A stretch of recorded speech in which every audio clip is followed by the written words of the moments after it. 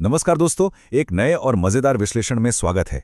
आज हम एक ऐसी जादू भरी नहीं बल्कि एक ऐसी टाइमलेस गांव की कहानी पर चर्चा करने वाले हैं जो एक मिठाई वाले के बारे में है, जिसका नाम था रामू। अब ये सिर्फ एक कहानी नहीं है, इसमें छुपी सीख सच में बहुत गहरी है। कहानियां हमेशा से एक बेहतरीन जरिया रही हैं बड़े मूल्यों को आसानी से समझने का। तो चलिए देखते हैं ये कहानी आखिर हमें कहाँ ले जाती है। जरा कल्पना कीजिए, एक छोटा सा बिल्कुल शांत और सुंदर गांव। वहां एक मिठाई वाला रहता था, रामू। उसकी दुकान ऐसी थी ना कि वहां से गुजरने वाले किसी भी इंसान के मुंह में तुरंत पानी आ जाता था। हर तरफ से बस एक मीठी सोनी सोनी खुशबू आती रहती थी। लेकिन आखिर उसकी दुकान पर ऐसा क्या था जो पूरे गांव को इतना दीवाना बना रखा था? तो आइए इसमें चलते हैं, जरा इन लाजवाब मिठाइयों के बारे में सोचिए।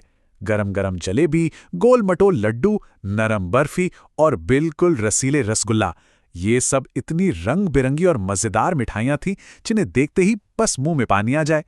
रामू की दुकान ऐसी ही खुशबूदार और स्वादिष्ट चीजों से भरी रहती थी, और यही वजह थी कि गांव के हर बच्चे और बड़े का मन वहां आकर लालच में आ जाता था। लेकिन और यहाँ ध्यान देने वाली बात है, इस चमकती हुई मीठी सी दुकान के पीछे एक बहुत बड़ा और डार्क सच छिपा था। एक तरफ ग्राहक हैं जो पूरी ईमानदारी से उम्मीद करते हैं कि उन्हें सबसे अच्छी क्वालिटी और सही मात्रा में मिठाई मिलेगी, पर दूसरी तरफ रामू की एक सच में बहुत बुरी आदत थी।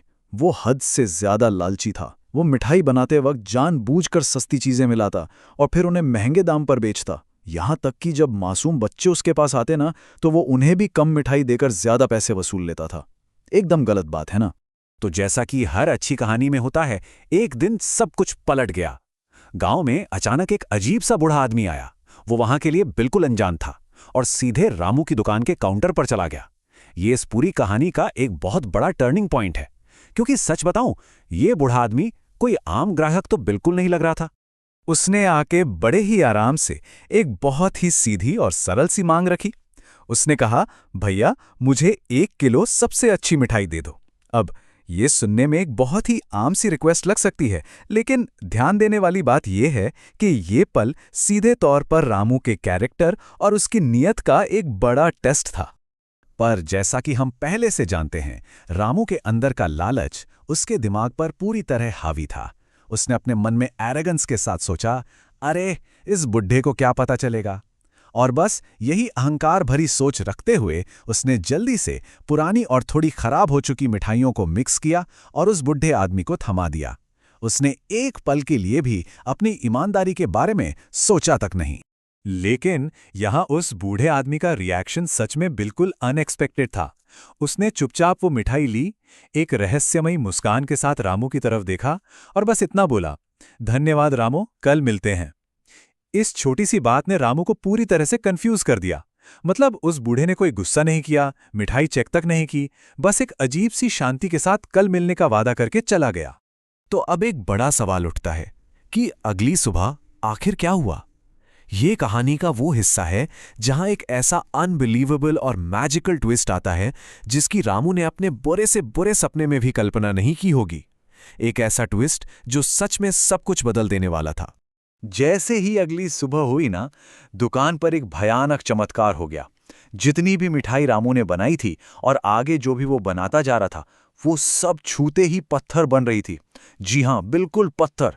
जलेबी पत्थर, लड्डू पत्थर, बर्फी पत्थर, ये सब उसके अपनाए गए धोखे और लालच का एकदम सीधा और भयानक अंजाम था। रामू की घबराहट और उसके डर का अंदाजा लगाना बिल्कुल मुश्किल नहीं है।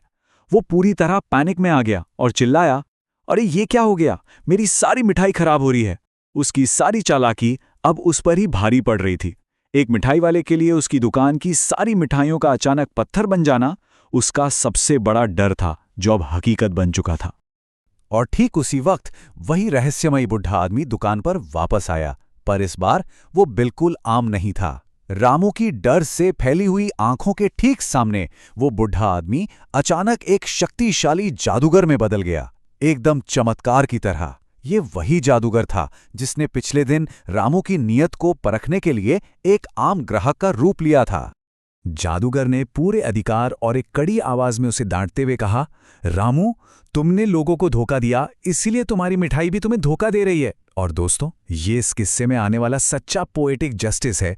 जैसे रामू ने अपने मासूम ग्राहकों को, खासकर छोटे बच्चों को धोखा दिया था, ठीक वैसे ही उसकी अपनी ही मेहनत, उसकी खुद की मिठाइयों ने उसके साथ धोखा करना शुरू कर दिया। उस एक पल में रामू को अपनी उस गलती का पूरा एहसास हो गया। उसका पूरा अहंकार टूट चुका था। उसने रोते हुए अपने हाथ जोड़कर जादूगर से माफी मांगी। मुझे माफ कर दो, मैं आज से कभी लालच नहीं करूंगा और सबको ईमानदारी से मिठाई दूंगा। ये अल्फाज दिखाते हैं कि वो अब पूरी तरह से शर्मिंदा था और अपने अंदर एक सच्चा बदलाव लाना चाहता था।